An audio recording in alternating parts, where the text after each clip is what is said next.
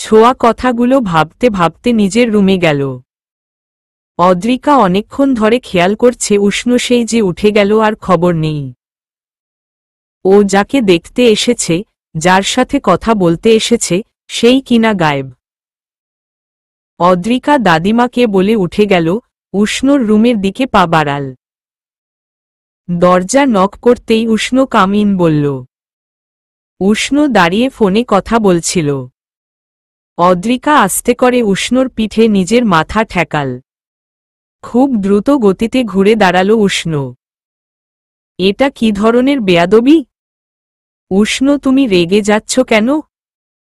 তোমাকে তো আমি আগেই বলেছি এসব ঠিক আমার পছন্দ নয়। জোর করে সব হয় না। Don't you get it? Adrika দুহাতের মুঠোয় উষ্ণর এক হাত নিল। উষ্ণ, বুঝতে পারছ না তুমি, আমি কি পরিমাণ ভালোবাসি তোমাকে। ভালোবাসা নয়, আমার মনে হয় আমি এক প্রকার জেদে পরিণত হয়েছি তোমার। ভালোবাসা এমন নয়, একটা অনুভূতি।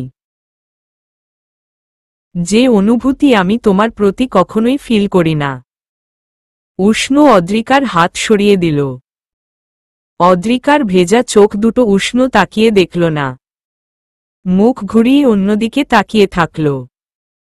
অদ্রিকা মাথা নিচু করে চোখ মুছতে মুছতে বেরিয়ে গেল। অদ্রিকা চলে যেতেই ছোঁয়া দৌড়ে নিচে নেমে এসে দাদিমার পায়ের কাছে বসে। দাদিমা, কি হয়েছে রে? তোকে এমন দেখাচ্ছে কেন? শরীর খারাপ? আপনি আগে বলুন, আমি যে এইখানে আছি তাতে আপনার কোনো সমস্যা হচ্ছে না তো? আপনিই তো আমাকে এইখানে নিয়ে এসেছিলেন, বলেছিলেন আপনার কাছে রাখবেন। কথা তো এটাই ছিল, তাই না? আপনার কি খুব অসুবিধা হচ্ছে? আরে আমার লক্ষ্মী দিদিভাই রে, সমস্যা কেন হবে? তুই আমার কাছেই থাকবি। আমার তো আরো ভালো লাগছে, একজন সাথী পেয়েছি। তাহলে আপনার নাতিকে বলুন না যে। কি হয়েছে? তোকে বকেছে? দাঁড়া, এখনই ওকে ডাকছি। আরে না, তা নয়। তাহলে কি? আপনি উনার সাথে আমার চাকরির কথা বলেছিলেন? হ্যাঁ বলেছিলাম তো। ওর কত যোগাযোগ আছে। তোর একটা ব্যবস্থা ওই করতে পারবে। ভালো কথা। গুড্ডু কি তোর চাকরির ব্যবস্থা করেছে তাহলে? ছোঁয়া মনে মনে বলল। গুড্ডু আমার লাড্ডু করেছে। ছোঁয়া কিছু বলার আগেই উষ্ণ পেছনে থেকে বলে উঠল। হ্যাঁ দাদিমা, আমি ব্যবস্থা করেছি। আর এমন কাজের ব্যবস্থা করেছি যাতে ছোঁয়ার কষ্টও খুব কম হবে। ছোঁয়া মনে মনে উষ্ণকে ব্যঙ্গ করে বলল, কম না ছাই। তারপর উষ্ণর দিকে ছোট ছোট চোখ করে তাকাল। উষ্ণ স্বাভাবিক দৃষ্টি মেলে তাকিয়ে থাকল ছোঁয়ার দিকে। দাদিমা বলল, আরে সে তো ভালো কথা। দাদিমা, আমি কি বলছি শুনুন না। আমি না। ওর কথা শেষ হওয়ার আগেই উষ্ণ বলে উঠল, রিয়া, দাদিমাকে রুমে নিয়ে যাও। তারপর লাঞ্চের ব্যবস্থা কর। রিয়া দাদিমাকে নিয়ে চলে যেতেই উষ্ণ বলল, তোমার প্রবলেম কি বলতো? মুখ ভার করে ছোঁয়া বলল, কিছু না। তো দাদিমাকে কি বলতে চাচ্ছিলে? কিছু না, আমি শুধু বলতে চাচ্ছিলাম আমি আপনার সাথে যাব না। Okay fine. তুমি আমার সাথে যেতে চাচ্ছ না বুঝলাম। তুমি তাহলে কি করতে চাও? ছোঁয়া চুপ করে আছে। এইখানে থেকে তুমি কি করবে? দুনিয়াতে কিছুই ফ্রি ফ্রি হয় না।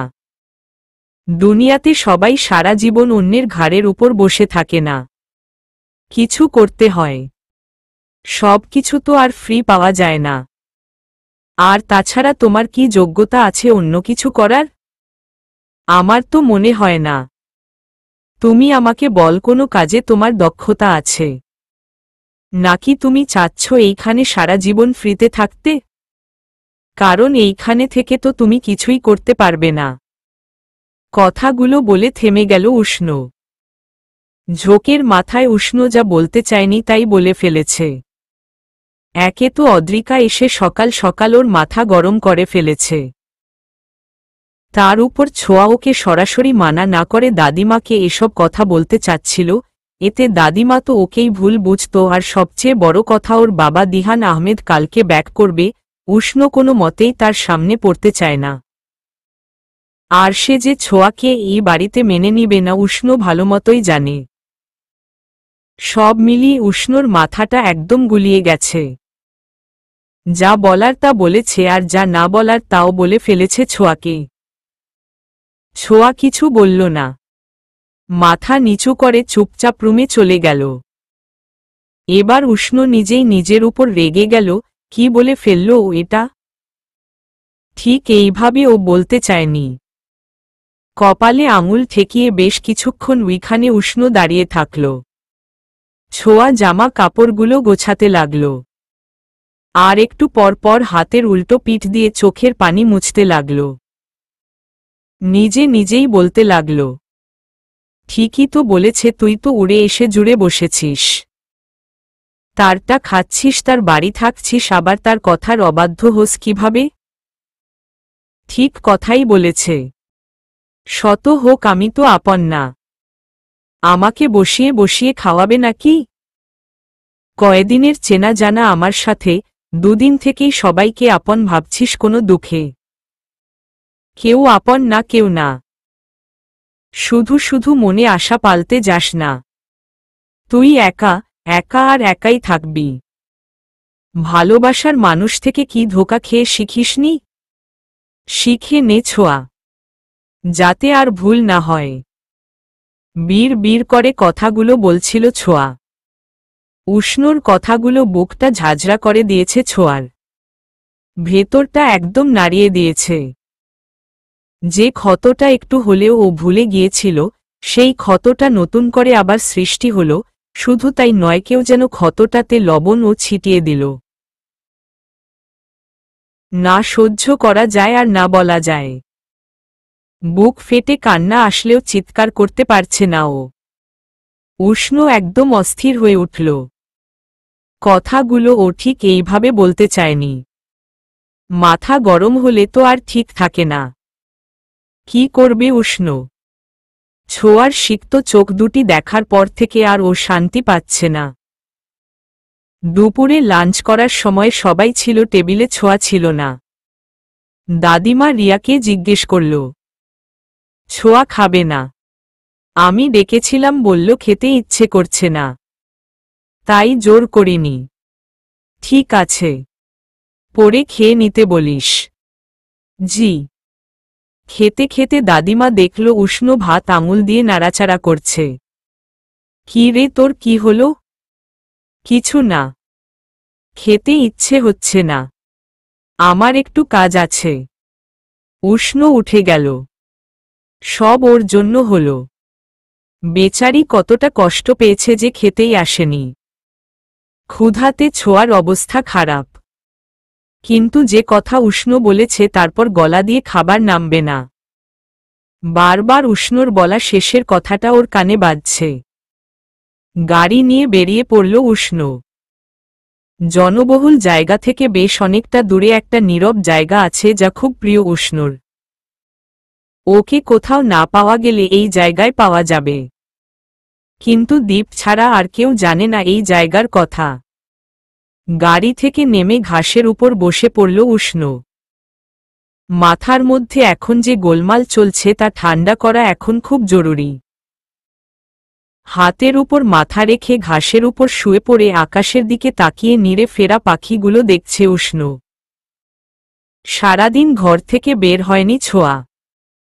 দাদিমা ব্যাপারটা খেয়াল করল। হ্যাঁ রে রিয়া, ছোঁয়া আজ আমার কাছে এলো না যে? ও তো সারাদিনই ঘির থেকে বের হয়নি, আর খায়ও নি। অসুস্থ নাকি বুঝতে পারছি না। চল তো দেখে আসি। দাদিমা ছোঁয়ার রুমে গেল। মেয়েটা বিছানায় পড়ে আছে চোখ বন্ধ করে। দাদিমা ছোঁয়ার মাথায় হাত রাখতেই ছোঁয়া চোখ খুলল। দাদিমাকে দেখে উঠে বসল। আরে দিদিভাই আসতে, এইভাবে ঘুম থেকে ওঠা ঠিক নয়। তোর মুখ এমন কেন দেখাচ্ছে? কি হয়েছে তোর? দুপুরে খেতেও এলি না যে? কিছু হয়নি দাদিমা, আমি ঠিক আছি। রিয়া, যা তো খাবার নিয়ে আয়। দাদিমা, আমার ইচ্ছে করছে, আমি খাবো না। চুপ একদম। রিয়া, যা তো। সবাই মিলে মনে হচ্ছে আজ রোজা পালন করছে মনে হচ্ছে। কেন দাদিমা, আপনি খাননি? আমি খেয়েছি। উষ্ণ খায়নি আর তুইও না। আজ কালকার ছেলে মেয়ে কি যে এত ডায়েট কন্ট্রোল করে বুঝি না বাপু। ছোঁয়া খানিকটা অবাক হয়ে গেল উষ্ণর না খাওয়ার কথা শুনে। বাড়ি ফিরল উষ্ণ। মনের মধ্যে একদম শান্তি নেই ওর। ছোঁয়াকে একবার সরি বলা উচিত সেই ভেবে ওর ঘরের দরজার কাছে গেল ও। দেখল দাদিমা ওকে খাইয়ে দিচ্ছে। হাতের উল্টো পিঠ দিয়ে চোখের পানি মুছতে মুছতে ভাত খাচ্ছে ছোঁয়া। ছোঁয়ার সিক্ত চোখ দুটি একদম ব্যাকুল করে তুলল উষ্ণকে। খুব ভোরে ঘুম ভাঙল উষ্ণর। চোখে মুখে পানি দিয়ে দাদিমার ঘরে গেল। দাদিমার পাশে বসে তার মাথায় হাত রাখতেই দাদিমা বলল, কিরে দাদুভাই, এত সকাল সকাল? তুমি কি করে বুঝলে আমি এসেছি? তোকে চিনতে চোখ খুলে তোকে দেখার আমার প্রয়োজন নেই। উষ্ণ দাদিমার মাথায় একটা চুমু খেল। আজ চলে যাব দাদিমা। দিহান কি আজ ফিরে আসছে? এখন আবার জিজ্ঞেস করিস না, এটা কি করে বুঝলাম? ও আসবে বলেই তুই চলে যেতে চাচ্ছিস, তাই না? হ্যাঁ বাবা, আজই ব্যাক করছে। অভিমান মিটিয়ে নেওয়া যায় না? উষ্ণ চুপ করে আছে। তুই ছাড়া যে আমার ভালো লাগে না। তোরা বাপ বেটা মিলে কি শান্তি দিবি না এই বুড়িকে? দাদিমার কাছে বসে তার হাত দুটি হাতের মুঠোয় নিয়ে উষ্ণ নিজের মুখের সাথে লাগিয়ে চোখ বন্ধ করে থাকল। এই বুড়িকে যখন এত ভালোবাসিস ফিরে আয় না দাদুভাই। এই বুড়িটার জন্য। দাদিমা, তুমি এইভাবে বললে আমার খুব কষ্ট হয়, প্লিজ এইভাবে বলো না। যেতেই হবে? হু। আবার কবে আসবি? দাদিমা, একটা কথা বলার ছিল। বল। ছোঁয়াকে নিয়ে যাচ্ছি। কেন বলতো? তুমি তো জানো বাবা কেমন। ছোঁয়াকে কখনোই এই বাড়িতে অ্যালাও করবে না। তখন ছোঁয়া কোথায় যাবে? তুমি কি বুঝতে পারছো আমি কি বলছি? ওর তো এই শহরে কেউ নেই তুমি বলেছিলে। তাহলে বাবা যদি বের করে দেয় তখন কি হবে বুঝতে পারছো? মেয়েটাকে আমার খুব পছন্দ। মেয়েটা খুব সরল। একটু খেয়াল রাখিস। হু। দাদিমার থেকে বিদায় নিয়ে উষ্ণর সাথে বেরিয়ে গেল ছোঁয়া। উষ্ণর গাড়ি কুঞ্জকুটির থেকে বের হতেই দিহান আহমেদের গাড়ি প্রবেশ করে। দাদিমা সেখানেই দাঁড়িয়েছিল। মা, তুমি এইখানে? তুই ঠিক আছিস? উষ্ণ এসেছিল? হ্যাঁ। আমি এসেছি শুনেই চলে গেল, তাই না? তোরা বাপ ছেলে মিলে কি এই বুড়িটার কথা ভাববি কখনো? নিজেদের ইগো নিয়েই থাক। ছেলেটা তোর সামনে আসতে চায় না আর তুই ওর সামনে যেতে চাস না। দাদিমা আফসোস করতে করতে ভেতরে চলে গেল। দিহান আহমেদ চশমা ঠিক করতে করতে ভেতরে গেল। গাড়ির সামনের সিটে দীপ আর পেছনে উষ্ণ ছোঁয়া বসেছে। আর চোখে কয়েকবার ছোঁয়াকে দেখল উষ্ণ। মেয়েটা গাড়িতে ওঠার পর থেকে বাইরের দিকেই তাকিয়ে আছে। সে এর জন্য চোখ সরায়নি। গাড়ি থামল। উষ্ণ গাড়ি থেকে নেমে লিফটের দিকে এগিয়ে যেতে লাগলো, তারপর পেছনে তাকিয়ে দেখল ছোঁয়া ব্যাগ নিয়ে আস্তে আস্তে আসছে। উষ্ণ এগিয়ে গেল। ব্যাগ তুমি কেন নিচ্ছ? রতন, ওর ব্যাগটা নেও। রতন এগিয়ে গেল কিন্তু ছোঁয়া বলল, আই কেন হ্যান্ডেল? নিতে হবে না, এতটুকু যোগ্যতা আমার আছে। কথাটা কি ইঙ্গিতে বলল উষ্ণ বুঝতে পারল। উষ্ণ ইশারা দিয়ে রতনকে চলে যেতে বলল। জোর করে লাভ কি? দীপ দরজা খুলে উষ্ণকে বলল। স্যার, সন্ধ্যার প্রোগ্রামের কথা মনে আছে তো? হু। তুমি যাও, আমি সময় মতো চলে আসব। দীপ চলে গেল। উষ্ণ দরজা লাগিয়ে দিয়ে পেছনে তাকিয়ে দেখল ছোঁয়া ব্যাগ নিয়ে ওইখানে দাঁড়িয়ে আছে। কি ব্যাপার, দাঁড়িয়ে আছো যে? কোথায় থাকবো আমি? আগে যে রুমে ছিলে। ছোঁয়া হন হন করে সেই রুমে যেয়ে ঠাস করে দরজা লাগিয়ে দিল। উষ্ণ হতভম্ব হয়ে দাঁড়িয়ে থাকল। উষ্ণ দরজা লাগিয়ে দিয়ে পেছনে তাকিয়ে দেখল ছোঁয়া ব্যাগ নিয়ে ওইখানে দাঁড়িয়ে আছে। কি ব্যাপার, দাঁড়িয়ে আছো যে? কোথায় থাকবো আমি? আগে যে রুমে ছিলে। ছোঁয়া হন হন করে সেই রুমে যেয়ে ঠাস করে দরজা লাগিয়ে দিল।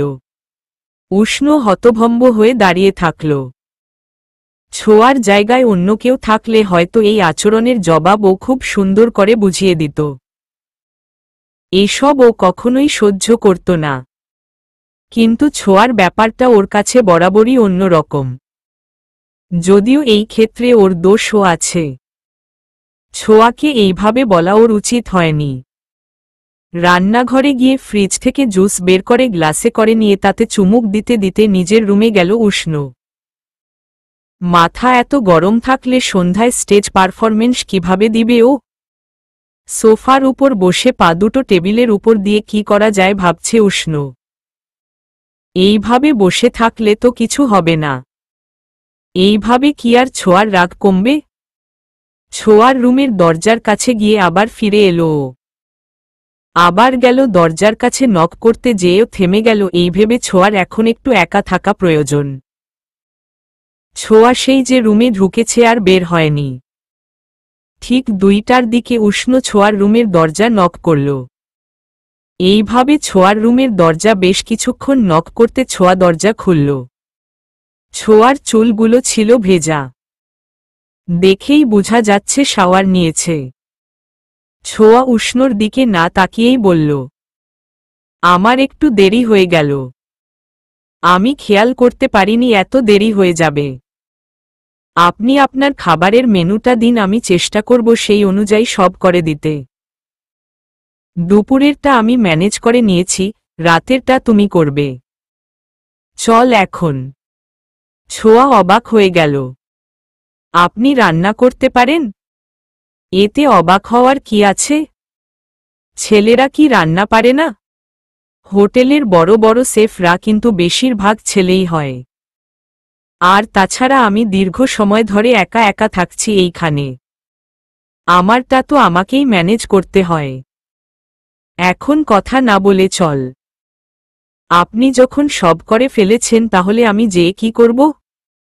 আমি খেলে তো আর তোমার পেট ভরবে না। আমি খাবো না। আমার ক্ষুধা লাগেনি। সোজা কথায় কাজ হবে না, উষ্ণ বুঝেছে।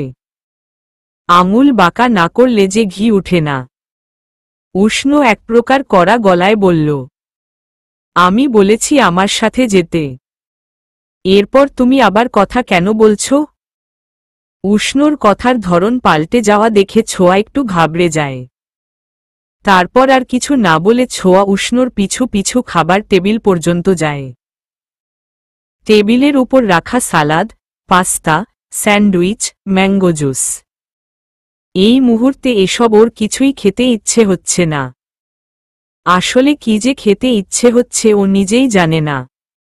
উষ্ণ গ্লাসে জুস ঢালতে ঢালতে বলল, দাঁড়িয়ে আছো যে, বসে পড়।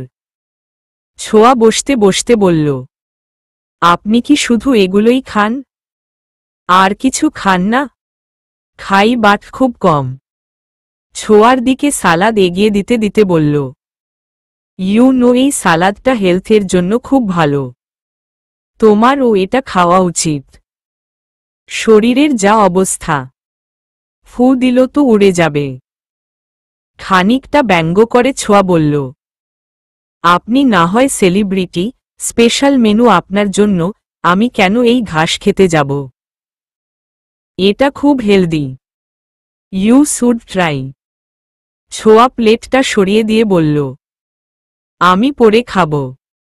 উঠতে গিয়ে ছোঁয়া দেখল উষ্ণ কড়া চোখে ওর দিকে তাকিয়ে আছে। চোখ দিয়েই যেন গিলে খাবে।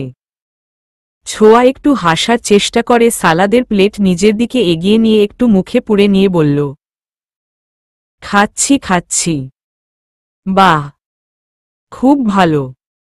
উষ্ণ পাশে বসে ছোঁয়ার খাওয়া দেখছে। ছোঁয়া একবার করে মুখে নিচ্ছে আর 10 মিনিট করে চাবাচ্ছে, সেটা গরুর মতো। উষ্ণর খুব হাসি পাচ্ছিল। মুখ একটু ঘুরিয়ে হাসিটা কন্ট্রোল করে ছোঁয়ার দিকে আবার তাকালো। ছোঁয়া কাটা চামচ দিয়ে লেটুস পাতাগুলো আর ব্রোকলিগুলো ছিদ্র করতে ব্যস্ত। মনে হচ্ছে ওগুলোতে ও উষ্ণকে কল্পনা করে জবাই করছে। উষ্ণ সালাদের প্লেটটা সরিয়ে স্যান্ডউইচের প্লেট ওর দিকে এগিয়ে দিল। এটা খাও। ছোঁয়া এক কামড় খেয়ে দেখল, না, এটা ভালোই। ও বসে বসে সবগুলো স্যান্ডউইচ শেষ করল। তারপর উষ্ণর দিকে তাকালো। উষ্ণ মুখের সাথে এক হাত ঠেকিয়ে ওর দিকে তাকিয়ে আছে। খাওয়া শেষ নাকি? আরও? না না, শেষ শেষ। পানির দিকে একটু আঙুল দিয়ে ইশারা করতেই উষ্ণ পানি এগিয়ে দিল। ছোঁয়া ঢক ঢক করে পানি গিলে হাত দিয়ে মুখ মুছে উষ্ণর দিকে তাকিয়ে থাকল। উষ্ণ বুঝতে পেরেছিল সকাল থেকে ছোঁয়া না খাওয়া। ক্ষুধা লাগাটা স্বাভাবিক, কিন্তু কালকের ব্যাপারটার পর ছোঁয়া এমন করবে ও বুঝেছিল। আর জোর না করলে যে ও খেত না তাও বুঝেছিল। সন্ধ্যায় আমার একটা প্রোগ্রাম আছে। তুমি তো জানোই আমার প্রফেশন। সো রাতে ফিরতে দেরি হতে পারে। তুমি একা ম্যানেজ করতে পারবে তো? ছোঁয়া শুধু মাথা নাড়ল। Do you want to come with me? না না, আমি একা থাকতে পারব। ঠিক আছে। উষ্ণ চলে যেতেই প্লেটগুলো কিচেনে নিয়ে পরিষ্কার করল ছোঁয়া। সব কিছু গুছিয়ে রুমে গেল। নিজের রুমে যাওয়ার সময় একটু উষ্ণর রুমে উকি দিল। বিছানায় উপর হয়ে শুয়ে ঘুমিয়ে আছে উষ্ণ। বাতাসে উষ্ণর সামনের বড় বড় চুলগুলো উড়ে কপাল ঢেকে আছে। ছোঁয়া নিজের রুমের বারান্দায় দাঁড়িয়ে নিচের দিকে তাকিয়ে আছে। উপর থেকে নিচের দিকে তাকালেই মাথাটা কেমন ঘুরে ওঠে। ও যেন ঠিক কয় তলায় আছে মনে করতে পারছে না। 78 হবে হয়তো। মনে হচ্ছে আকাশের উপর আছে। এইখান থেকে পড়লে আর কাউকে আস্ত পাওয়া যাবে না। উঁচু জায়গায় সবসময় ভয় পেত বলে মা বাবা কখনোই ওর হাত ছাড়ত না। কথাটা মনে হতেই মার গলার কণ্ঠটা খুব শুনতে ইচ্ছে হলো ওর এই মুহূর্তে। কতদিন হয়ে গেল ও সেই মায়াবী কণ্ঠটা শুনেনি। আর বাবা? মনটা আজ ওর অস্থির হচ্ছে। শুধু ছুটে ছুটে যেতে চাচ্ছে। মোবাইলটা থাকলে হয়তো কল করে একটু তাদের কণ্ঠ শুনতে পেত, কিন্তু আফসোস, বাবার নাম্বারটা ওর একটু একটু মনে আছে, কিন্তু লাস্টে 3 না 5 ছিল ঠিক খেয়াল হচ্ছে না। এই এক দোষ। মোবাইল ছিল বলে কখনোই ও কারো নাম্বার মুখস্থ করে রাখেনি, কিন্তু এটা নিয়ে এখন আফসোস হচ্ছে। ছোঁয়া মনে করার চেষ্টা করছে লাস্টে আসলে কি ছিল। মোবাইল থাকলে ট্রাই করে দেখতে পারত, কিন্তু মোবাইলই তো নেই। তারপর ভাবল উষ্ণর থেকে ওর মোবাইলটা একটু চেয়ে নিলেই তো হয়। তাই ভেবে ছোঁয়া উষ্ণর ঘরে গেল। মোবাইলটা ছিল উষ্ণর বামে বালিশের দিকে। উষ্ণকে একবার ডাকতে যেয়ে থেমে গেল ছোঁয়া। ও যদি মোবাইল চায় আর উষ্ণ যদি জিজ্ঞেস করে কেন, তখন ও কি জবাব দিবে? তাই ও ভাবল না থাক, দরকার নেই ডাকার। কিন্তু মোবাইল নিতে হলে ওকে যে বিছানায় উঠতে হবে। বেশি কিছু না ভেবে ছোঁয়া আস্তে করে বিছানায় উঠে গেল। মোবাইলটা খুব সাবধানে নিয়ে বেরিয়ে গেল। এই নাম্বার থেকে কল করলে বাবা কখনোই বুঝতে পারবে না। ছোঁয়া প্রথমে যে নাম্বার ডায়াল করল সেটা একটা রং নাম্বার ছিল। পরের বারের নাম্বারটা ঠিক হল। ওর বাবার কণ্ঠ চিনতে ওর ভুল হয়নি। প্রায় মিনিট খানেক অতুল হ্যালো হ্যালো করে কল কেটে দিল। একটু হলেও শান্তি পেল ও, কিন্তু মায়ের কণ্ঠটা শুনতে পারলে আরও ভালো লাগত। উষ্ণ ওঠার আগেই মোবাইল জায়গা মতো রেখে আসতে হবে, তাই ছোঁয়া নাম্বারটা দ্রুত ডিলিট করে উষ্ণর রুমে গেল। উষ্ণ পাশ ফিরে শুয়ে আছে। ছোঁয়া মোবাইল ঠিক আগের জায়গায় রাখার জন্য বিছানায় উঠে গেল। তারপর আস্তে করে ফোন রেখে উঠছিলি কি উষ্ণর হাত ছোঁয়ার হাতের উপর পড়ল। লঙ্কা কাণ্ড ঘটল। ছোঁয়া হাত সরাতেও পারছে না আর না নিজে সরতে পারছে। হাত সরাতে গেলে যদি উষ্ণর ঘুম ভেঙে যায় আর যদি ওকে প্রশ্ন করে ও এইখানে কি করছে, তখন কি জবাব দিবে ছোঁয়া? আর এইভাবে তো বসে থাকাও সম্ভব নয়। যখন উষ্ণর ঘুম ভাঙবে তখন কি হবে? যেভাবেই হোক ধরা তো খাবেই। ও তো ফাটা বাঁশের মধ্যে পড়েছে। হাত সরালে এক সমস্যা, হাত না সরালে আরেক। মনে হচ্ছে সামনে হা করে বসে বাঘ ওর জন্য অপেক্ষা করছে আর পিছনে সিংহ। এখন কি করবে ছোঁয়া? উষ্ণর হাত ছোঁয়ার হাতের উপর পড়ল। লঙ্কা কাণ্ড ঘটল। ছোঁয়া হাত সরাতেও পারছে না আর না নিজে সরতে পারছে। হাত সরাতে গেলে যদি উষ্ণর ঘুম ভেঙে যায় আর যদি ওকে প্রশ্ন করে ও এইখানে কি করছে, তখন কি জবাব দিবে ছোঁয়া? আর এইভাবে তো বসে থাকাও সম্ভব নয়। যখন উষ্ণর ঘুম ভাঙবে তখন কি হবে? যেভাবেই হোক ধরা তো খাবেই। ও তো ফাটা বাঁশের মধ্যে পড়েছে। হাত সরালে এক সমস্যা, হাত না সরালে আরেক। মনে হচ্ছে সামনে হা করে বসে বাঘ ওর জন্য অপেক্ষা করছে আর পিছনে সিংহ। এখন কি করবে ছোঁয়া? হাত সরানোর একটু চেষ্টা করতেই উষ্ণ একটু নড়ে উঠল। ছোঁয়া ভয় অন্য হাত দিয়ে নিজের চোখ ঢাকল। তাতে যে কিছুই হয় না, ও ভুলে গেছে। চোখ খুললে উষ্ণ তো ওকে দেখতেই পাবে। বিপদে পড়লে যে অনেক মানুষের মাথা অনেক সময় কাজ করা বন্ধ করে দেয়, ছোঁয়া তার জলজ্যান্ত প্রমাণ দিয়ে দিল। আঙুলের ফাঁক দিয়ে একটু দেখার চেষ্টা করল উষ্ণ চোখ খুলেছে কিনা। দেখল উষ্ণ তখনও ঘুমিয়ে। গভীর ঘুমে উষ্ণ। জানালার পর্দা বাতাসে সরে সূর্যের রশ্মি এসে ছোঁয়ার চোখে পড়ল। ছোঁয়া আরেক হাত দিয়ে জানালার পর্দা সরিয়ে বাইরে তাকাল। এই দিক থেকে শহরের অনেকটাই দেখা যাচ্ছে। দূরে একটা লেকের মতো দেখা যাচ্ছে। খুব সুন্দর একটা দৃশ্য। জানালায় মাথা ঠেকিয়ে বাইরের দিকে দেখতে লাগল ছোঁয়া। মনটা কেমন যেন শান্ত হয়ে গেল। ঘড়িতে 5টা বাজে। উষ্ণ একটু নড়েচড়ে চোখ খুলল। চোখ খুলেই ও প্রথমেই দেখল ছোঁয়াকে। ছোঁয়া গ্রিলের সাথে মাথা ঠেকিয়ে চোখ বন্ধ করে আছে। উষ্ণ উঠতে যেয়ে দেখল ওর এক হাত বন্দি ওর এক হাতের মধ্যে। ব্যাপারটা কি হলো? ছোঁয়া এইখানেই কেন আর এইভাবেই বা কেন ঘুমাচ্ছে? কখন কি হলো ওর তো মাথায় ঢুকছে না। মেয়েটা এইখানে কিসের জন্য এসেছিল? কিছুই মিলাতে পারল না উষ্ণ। আস্তে করে উঠে বসল ও। তারপর আস্তে করে এগিয়ে বসল ছোঁয়ার কাছে। ছোঁয়া তখন গভীর ঘুমে। উষ্ণর ইচ্ছে হল না ছোঁয়ার ঘুম ভাঙানোর। একবার ইচ্ছে হল বিছানায় ঠিকভাবে শুইয়ে দিতে, কিন্তু ঘুম যদি ভেঙে যায়। তাই উষ্ণ কিছুই করল না। বিছানা থেকে নেমে ওয়াশরুমে চলে গেল ফ্রেশ হতে। ফ্রেশ হয়ে বের হয়ে দেখল ঘড়িতে 6টা বাজে। ওর তো রেডি হয়ে এখনই বের হতে হবে, কিন্তু ছোঁয়া। উষ্ণ রেডি হয়ে ছোট একটা চিরকুট ছোঁয়ার পাশে রেখে বেরিয়ে গেল। ছোঁয়ার যখন ঘুম ভাঙে তখন ঘড়িতে ঠিক 8টা বাজে। ধরফর করে ঘুম থেকে উঠে ছোঁয়া। এইভাবে থাকতে থাকতে ওর ঘাড় এত ব্যথা হয়েছে যেন ঘাড়টা ছিঁড়ে এখনই পড়ে যাবে। কিন্তু ও কখন ঘুমাল বুঝতেই তো পারেনি। হুঁশ এল ছোঁয়ার যখন দেখল বিছানায় উষ্ণ নেই। চোখ বড় বড় করে এদিক সেদিকে দেখতে লাগল। সম্পূর্ণ ঘর অন্ধকার। রাস্তার ল্যাম্পপোস্টেরও আলোতে হালকা আলোকিত হচ্ছে ঘরটা। ছোঁয়া দ্রুত বিছানা থেকে নেমে লাইট অন করল। আধারে খুব ভয় করে ওর, সেই ছোট থেকেই।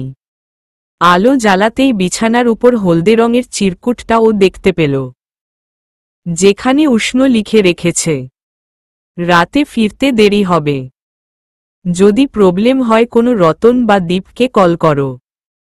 দীপ আর রতনের নাম্বার সেখানে লিখা ছিল। ছোঁয়া নিজের মুখটা অদ্ভুত রকমের করে ফেলল। যার কাছে ফোনই নেই সে কল করবে কিভাবে? আজকাল মোবাইলের যুগ হয়ে কেউ টিএনটি ব্যবহার করে না। খুব দুঃখ লাগল ছোঁয়ার। টিএনটি থাকলেও না হয় কথা ছিল। ছোঁয়া পেটের উপর হাত রাখল। ক্ষুধায় পেট চো করছে। টেবিল থেকে আপেল নিয়ে খেতে খেতে রান্নাঘরে গেল ও। রাতের জন্য কি করবে? আর যাই করুক সালাদ তার জন্য থাকতে হবে দুপুরেই বুঝে গেছে ছোঁয়া। কিন্তু উষ্ণ যেভাবে সেটা বানিয়েছিল ও কি পারবে সেভাবে বানাতে? এত না ভেবে ও যেভাবে পারে সেভাবে বানালো। ভাত আর চিকেন রান্না করল। তারপর সব ঠিক করে টেবিলে রেখে সোফায় এসে বসল। কিন্তু সারাক্ষণ মাথার মধ্যে কিছু প্রশ্ন ঘুরপাক খাচ্ছিল। উষ্ণ ওকে ঘুম থেকে ডেকে তুলল না কেন? ওকে দেখে কি কোনো প্রশ্ন জাগেনি তার মনে? এই লোকটা কেউ বুঝতেই পারে না, কেমন একটা ধাঁধার মতো, একটা আনসলভড পাজেল। কিন্তু প্রশ্নগুলো যে ওর মাথা নষ্ট করে দিবে। মাথা ঠান্ডা করতে টিভি ছাড়ল। একের পর এক চ্যানেল চেঞ্জ করতে করতে একটা জায়গায় ওর চোখ আটকে গেল। উষ্ণকে দেখল ও। অনুষ্ঠানটা লাইভ হচ্ছে। উষ্ণকে দেখে এখন যে কেউই চোখ সরাতে পারবে না। ছেলেরাও এত সুন্দর হয়। কালো রঙের টি শার্ট, তার উপর কালো রঙের ব্লেজার, ব্ল্যাক জিন্স, সিল্কি চুলগুলো কপালের উপর পড়ে আছে। হাতে একটা কালো রঙের গিটার। আর হাসিটা মেয়েদের ঘায়েল করার জন্য যথেষ্ট। ডার্ক চকলেট ভেবে যে কেউ খেয়ে ফেলতে পারে ওকে। ছোঁয়া কিছুক্ষণের জন্য নিজের চোখ উষ্ণর দিক থেকে সরাতেই পারছিল না। উষ্ণ একটা গান শুরু করল। অদ্রিকা ব্যাকস্টেজে বসে উষ্ণর গান শুনছিল। এরপর ওর পালা আসবে। তারপর ওরা ডুয়েট করবে। অদ্রিকা শুধু সেই সময়টার অপেক্ষা করছে। ইন্ডাস্ট্রির এত মানুষ ওকে পছন্দ করে ও পাত্তা দেয় না। আর ও যাকে পাত্তা দেয় সে ওকে পাত্তা দেয় না। উষ্ণর ওকে এই না পাত্তা দেওয়াটাও মাঝে মাঝে অদ্রিকার খুব ভালো লাগে। কারণ উষ্ণ সহজলভ্য নয়। আর এই জিনিসটাই অদ্রিকাকে টানে উষ্ণর প্রতি। উষ্ণ বাড়ি ফিরল রাত 1টার দিকে। দরজা নক করল না, কারণ ওর কাছে লকের চাবি সবসময় থাকে। দরজা খুলে ভেতরে এসে দেখল ছোঁয়া সোফায় ঘুমিয়ে আছে। টিভি তখনও ছাড়া ছিল। টিভি বন্ধ করে ও ছোঁয়ার কাছে গেল। মেয়েটাকে দেখে গেল ঘুমিয়ে, আবার এসেও পেল ঘুমে। কত যে ঘুমাতে পারে। উষ্ণর ঠোঁটে একটা প্রশস্ত হাসির রেখা দেখা গেল। ও ছোঁয়াকে ডাকল না। ঘুমটা ভাঙিয়ে দিয়ে কি হবে? হয়তো এখন কোনো সুন্দর একটা স্বপ্ন দেখছে। ঘুম ভাঙ্গালে স্বপ্নটাও যে ভেঙে যাবে। বেশ কিছুক্ষণ ও ছোঁয়ার পাশে বসে ছোঁয়ারকে দেখল, তারপর পাজা কোলে তুলে নিল। এত গভীরভাবে কেউ ঘুমাতে পারে ছোঁয়াকে না দেখতে বোঝা যায় না। কেউ যে ওকে কোলে নিয়েছে মেয়েটা বুঝতেই পারছে না। কিডন্যাপারের তো সুবিধা হয় এমন কাউকে কিডন্যাপ করতে। উড়িয়ে নিয়ে গেলেও যে টের পাবে না। বিছানায় শুয়ে দিয়ে বেশ কিছুক্ষণ ছোঁয়ার ঘুমন্ত মুখটা দেখল উষ্ণ। এই ঘুমন্ত মুখটা দেখতে ওর এত কেন ভালো লাগে।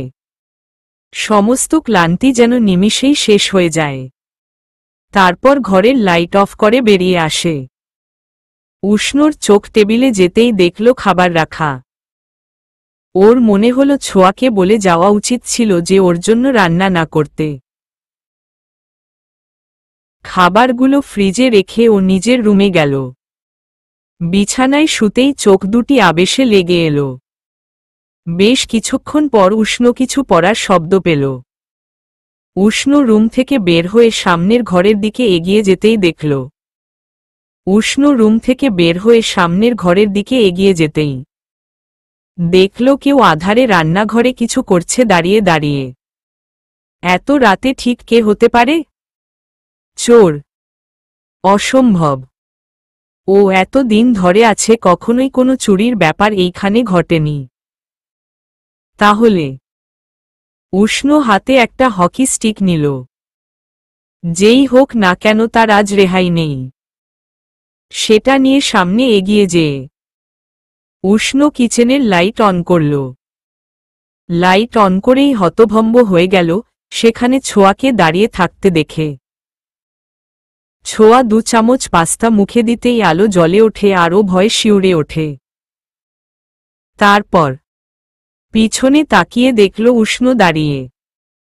সাথে সাথে হাতের প্লেটটা পাশে সিঙ্কের উপর রেখে দেয়। তুমি এত রাতে কি করছো? এইভাবে আধারে খাবার খাচ্ছ কেন? ছোঁয়া খাবার মুখে রেখেই বলল কিছু একটা, সেটা উষ্ণ ঠিক বুঝে উঠতে পারল না। আগে মুখের খাবারটা খেয়ে নেও, তারপর কথা বলো। ছোঁয়া খাবার গিলে বলল, আপনার জন্য অপেক্ষা করতে করতে আমি ঘুমিয়ে পড়েছিলাম। আপনার জন্য আমারও খাওয়া হয়নি। কিছুটা অবাক হয়ে উষ্ণ বলল, তুমি রাতে খাওনি? না। তাই তো এখন খাচ্ছি। আমার খুব ক্ষুধা লেগেছে। আমি কি জানতাম আপনার এত দেরি হবে। সরি, তোমাকে বলে যাওয়া উচিত ছিল রাতে প্রোগ্রাম থাকলে আমি ডিনার করে আসি। সেদিন তোমাকে আর অপেক্ষা করতে হবে না। কিন্তু আধারে কেন খাচ্ছ? এখন টেবিলে বসে ভালোমতো খাও। ছোঁয়া প্লেট আর গ্লাস নিয়ে টেবিলে যেয়ে বসল। পাশের চেয়ারে উষ্ণ। ছোঁয়া খাচ্ছে, সাথে ওর ঠোঁটের আশেপাশেও লাগাচ্ছে। বাচ্চা সুলভ আচরণগুলো ছোঁয়ার মধ্য থেকে এখনো যায়নি। হাত পায়ে লম্বা হয়েছে ঠিকই, কিন্তু মনটা। আস্তে আস্তে খাও। এত তাড়াহুড়োর কিছু হয়নি। ট্রেন ছুটে যাচ্ছে না তোমার? আচ্ছা, একটা জিজ্ঞেস করার ছিল। বলুন। তুমি বিকেলে আমার বিছানায় কি করছিলে?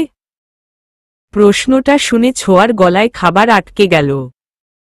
কাশতে কাশতে যেন ছোঁয়ার অবস্থা খারাপ।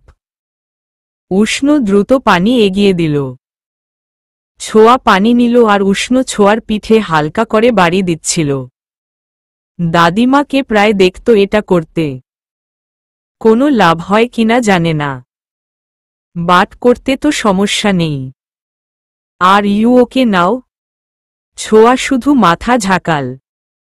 চোখগুলো ছোঁয়ার কেমন লাল হয়ে গেছে, আর চোখের পানিতে মুখ ভিজে একাকার। টেবিলের উপর রাখা ন্যাপকিন নিয়ে ছোঁয়ার চোখের পানি মুছে দিল উষ্ণ, আর ঠোঁটের চারপাশে ভালোমতো মুছে দিল যেখানে যেখানে খাবার লেগে আছে। ছোঁয়া চুপ করে বসেছিল আর উষ্ণর চোখের দিকে তাকিয়েছিল। বুকের মধ্যে হঠাৎ কেমন করে উঠল যেন ছোঁয়ার।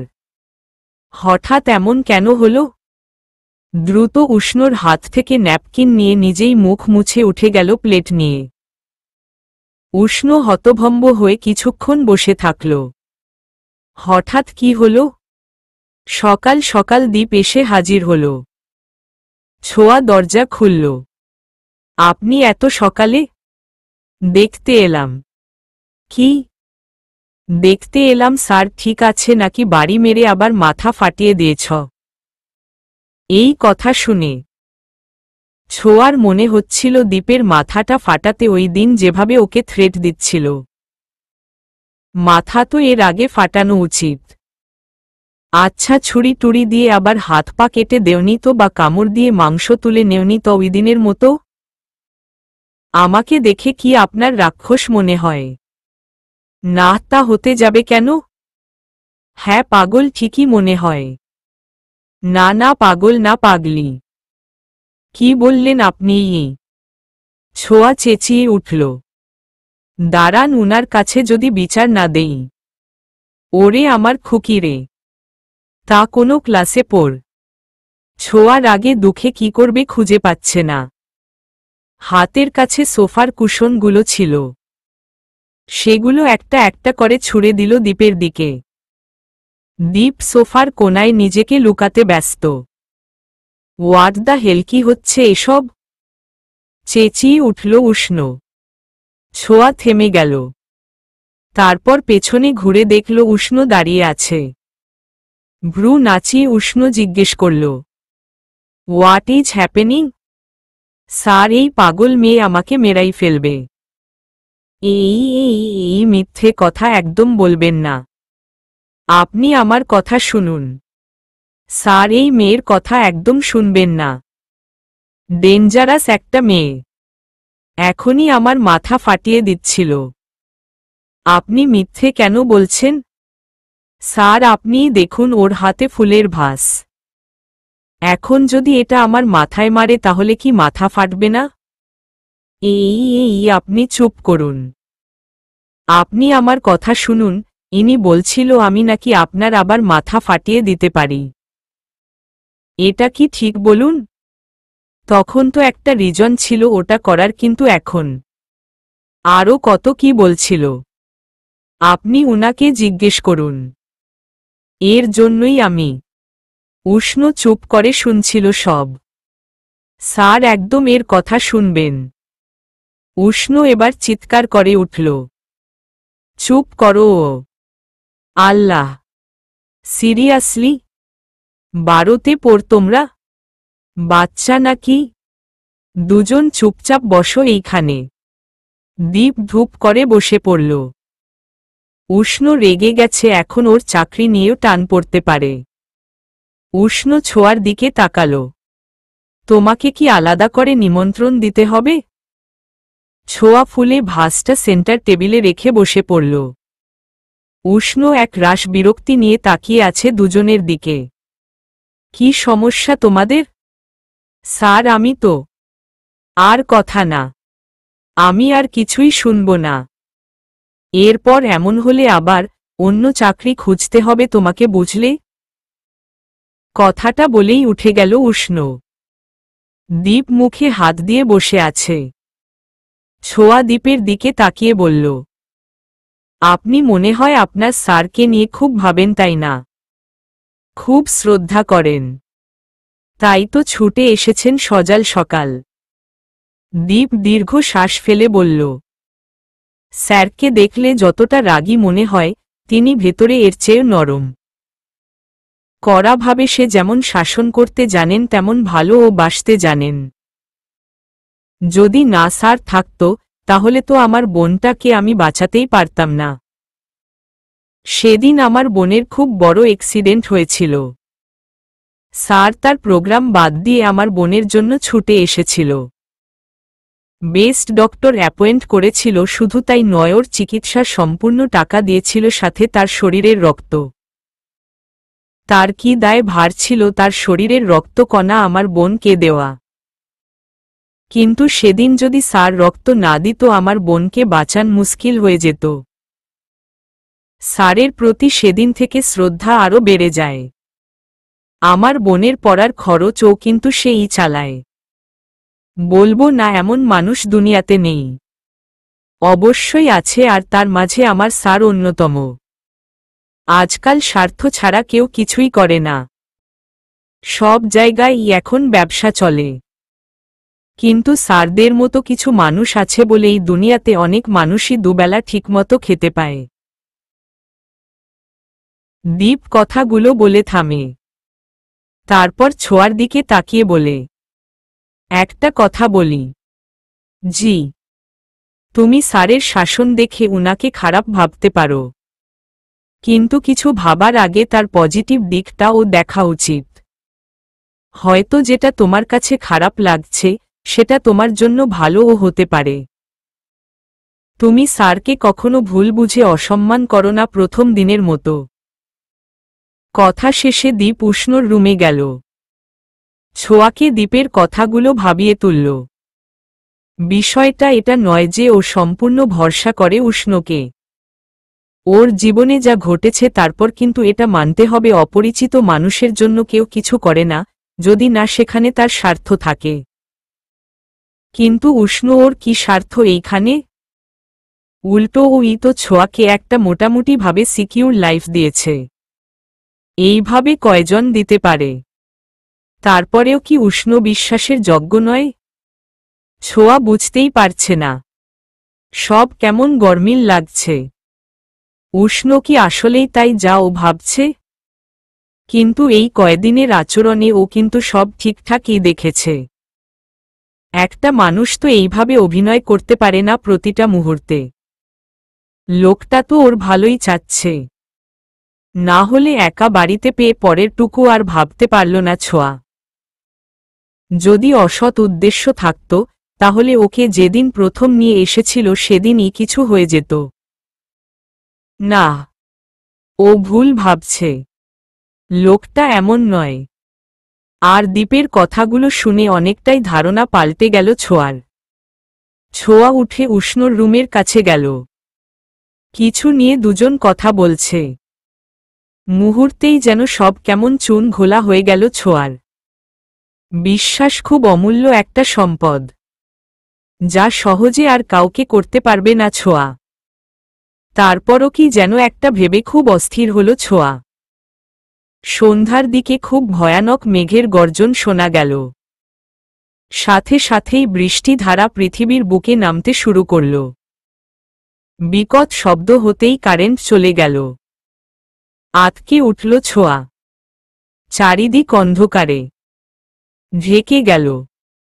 নিজের হাতটুকুও দেখতে পারছে না ছোঁয়া।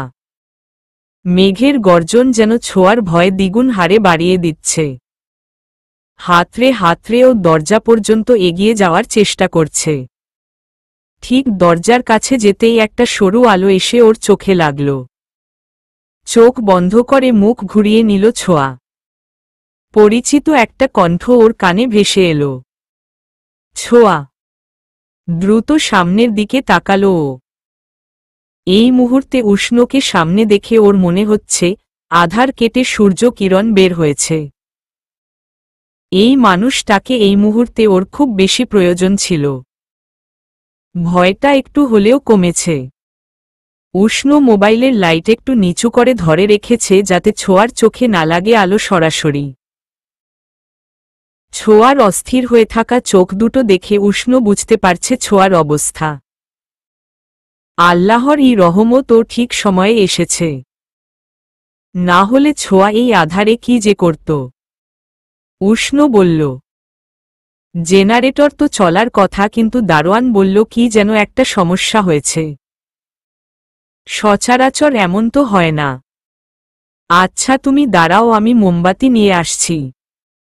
উষ্ণ একটু ঘুরতেই ছোঁয়ার তখন মনে হচ্ছিল উষ্ণর হাতটা আঁকড়ে ধরতে, আর বলতে ওকে একা রেখে না যেতে। কিন্তু বলল না ছোঁয়া। নিজের হাত দুটো শক্ত করে ধরে দাঁড়িয়ে থাকল দরজার সাথে। মেঘ ভয়ঙ্করভাবে গর্জে উঠছে বারবার। উষ্ণ আবার ছোঁয়ার দিকে ঘুরে দাঁড়াল। ছোঁয়ার দিকে নিজের হাত বাড়িয়ে দিল। ছোঁয়া সেই পানে তাকিয়ে আছে। বিদ্যুৎ চমকানোর আলো ঘরের মধ্যে কেমন একটা মুহূর্তের সৃষ্টি করছে। কেমন যে একটা ঘোর লাগা মুহূর্ত বলে বোঝানো সম্ভব নয়। ছোঁয়া শক্ত করে উষ্ণর হাতটা ধরল। উষ্ণ ওকে নিয়ে রান্নাঘরের দিকে পা বাড়াল। কেবিনেট থেকে মোমবাতি নিয়ে বসার ঘরে গেল। ছোট সেন্টার টেবিলে জ্বলন্ত মোমবাতি রেখে মুখোমুখি দুজন টেবিলের দুপাশে ফ্লোরে বসল। জানালার একটা কপাট খোলা ছিল। বাতাসে জোরে করে বাড়ি খেতেই রীতিমতো চিৎকার করে উঠল ছোঁয়া। উষ্ণ হেসে দিল। এইটুকু শব্দে এত ভয়? আমার আধারে খুব ভয় লাগে। তুমি কি একা নাকি আমিও তো আছি? তাতে কি? তাতে কি মানে?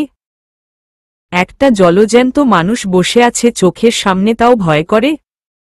আরে বাবা, মোমবাতি ও তো আছে, আধার তো আর নেই। খোলা জানালা দিয়ে হাওয়া এসে বারবার মোমবাতির শিখা নিভু নিভু করে দিচ্ছিল। ছোঁয়া সোফার সাথে লেগে পায়ের উপর হাত রেখে তাতে থুতনি ঠেকিয়ে জ্বলন্ত মোমবাতির দিকে তাকিয়ে আছে এক পলকে। ও তো এই জ্বলন্ত মোমবাতির মতো জ্বলছে প্রতিনিয়ত। অনুভবের আগুনে তো উষ্ণও জ্বলছে, সে খবর কি রেখেছে ছোঁয়া? এই মুহূর্তে যদি একবার তাকাত উষ্ণর চোখে ছোঁয়া দেখতে পেত সেই চোখে ওর প্রতি অনুভূতির গভীরতা ঠিক কতটা। এই মুহূর্তে আলো আধারে ছোঁয়ার মুখখানি যা দেখতে লাগছে তার বর্ণনা উষ্ণ কিভাবে দিবে? ছোঁয়ার অজান্তেই মুহূর্ত খানা ক্যামেরাতে বন্দি করে ফেলল উষ্ণ। ছোঁয়া মেঘের গর্জনের সাথে বারবার কেঁপে কেঁপে উঠছে। ওর ভয় দূর করতে উষ্ণ গান ধরল। ছোঁয়া উষ্ণর দিকে তাকিয়ে আছে। মুহূর্তেই যেন চারপাশের সব ভুলে গেল ছোঁয়া।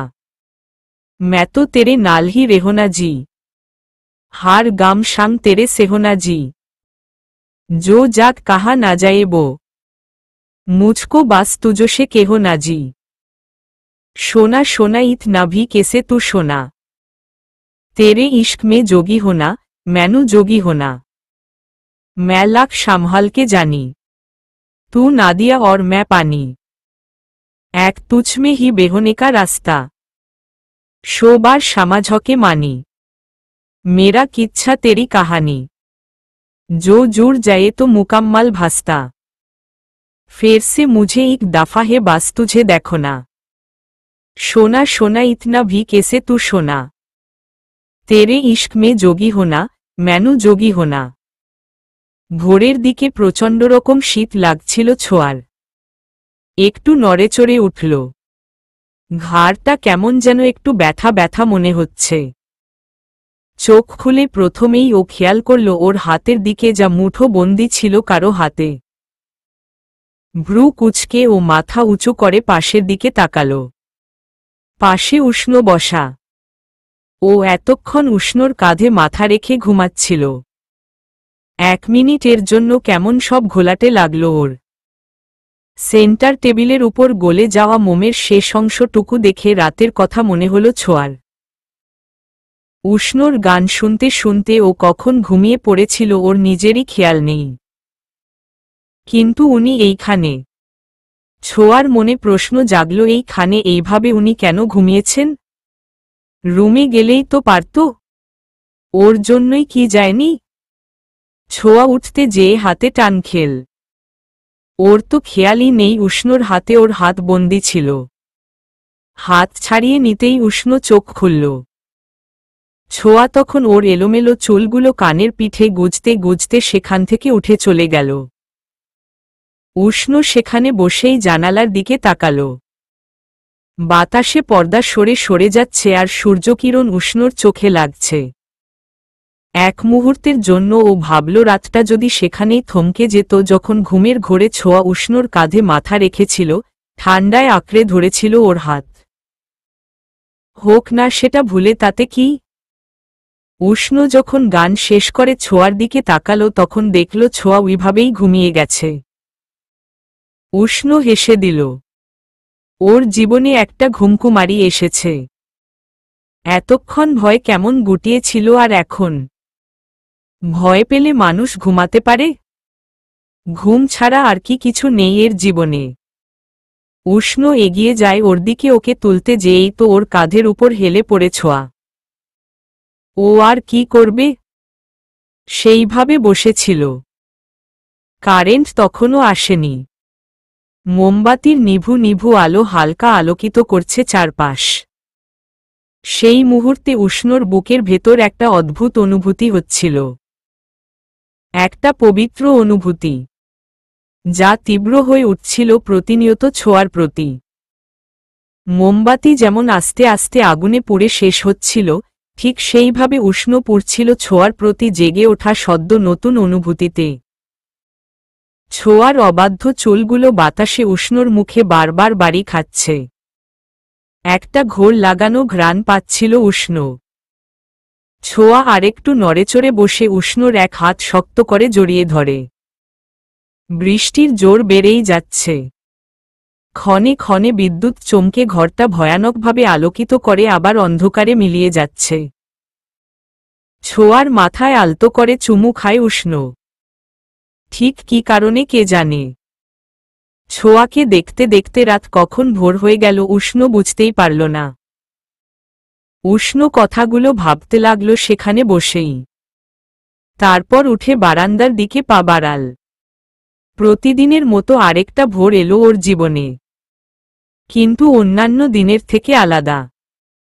ছোঁয়া ফ্রেশ হয়ে এসে নাস্তা রেডি করতে লাগল। উষ্ণ যতক্ষণ ছিল ছোঁয়া নিচে তাকিয়ে যা কথা বলার বলেছে।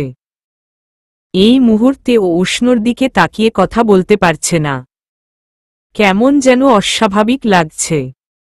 উষ্ণ কিছুটা হলেও বুঝতে পারছে ব্যাপারটা। অপ্রস্তুত হওয়াটা স্বাভাবিক, যদিও ব্যাপারটা অনাকাঙ্ক্ষিতভাবেই হয়েছে। তারপর ও স্বাভাবিক হতে সময় লাগবে। উষ্ণ টিভির সামনে বসে বারবার চ্যানেল চেঞ্জ করছে। সেই মুহূর্তে দীপ হাজির। কি অবস্থা দীপ? স্যার অবস্থা তো বস্তা পচা। কেন স্যার, আপনি আসলেই শান্তিতে আছেন? হঠাৎ এই কথা? একা থাকাই ভালো, কোনো ভেজাল থাকে না। কি হয়ে সেটা বলো। কথা পেঁচানো আমার পছন্দ নয়, তুমি কি জানো না? স্যার, গার্লফ্রেন্ড না রেখে বিড়াল পালা খুব ভালো। উষ্ণ হেসে দিল। কথাটা ছোঁয়ার কানে গেল। যদিও ও কিছু বলতে চাচ্ছিল কিন্তু তারপরও ইগনোর করল। কি হয়েছে দীপ? আবার ঝগড়া হয়েছে? মেয়ে জাতি না, একটু বেশিই বুঝে সব কিছু। সেধে সেধে ঝগড়া না করলে ভালোই লাগে না। এত প্যারা হলে মেয়েদের পেছনে থাকেন কেন আর 14টা মেয়ে নিয়ে ঘুরেন কেন? কথাটায় ছোট খাটোবাজ পড়ল দীপের মাথায়। ঘাড় ঘুরিয়ে পেছনে তাকিয়ে দেখল রুর দৃষ্টি মেলে তাকিয়ে আছে ছোঁয়া। এই জন্যই তো বললাম সেধে সেধে ঝগড়া করে। আমি কি তোমার কথা বলেছি? আর না তোমার সাথে কথা বলছি কোনোটা। আপনি তো মেয়ে জাতি নিয়ে বললেন, তাতে কি আমি পড়ি না? এখন তাকে নিয়ে খারাপ কথা বলছেন, আর তার সামনে ভেজা বিড়াল হয়ে থাকবেন। আমি কিন্তু রেগে যাচ্ছি। তাতে আমার কি? মনে হচ্ছে দুধে ধোয়া তুলসী পাতা। আপনি মনে হয় ঝগড়া করেন না। সব দোষ যেন তার একার। নিজে এমন করে বলছে যেন 100টা প্রেম করেছ। 100টা নয়, এতটুকু বলে থমকে গেল ছোঁয়া। অদ্ভুত দৃষ্টিতে ওর দিকে তাকিতে আছে উষ্ণ। ঠিক কি বলতে চাচ্ছিল ছোঁয়া? ছোঁয়া আর কিছু না বলে চলে গেল। স্যার দেখলেন? উষ্ণ চুপ করেছিল।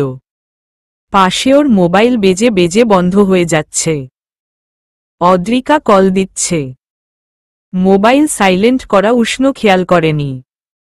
অদ্রিকা রুম থেকে বের হয়ে বাবার রুমে গেল। আবিদ সাহেব চেয়ারে বসে বসে পত্রিকা পড়ছিলেন। কিরে মা, কিছু বলবি?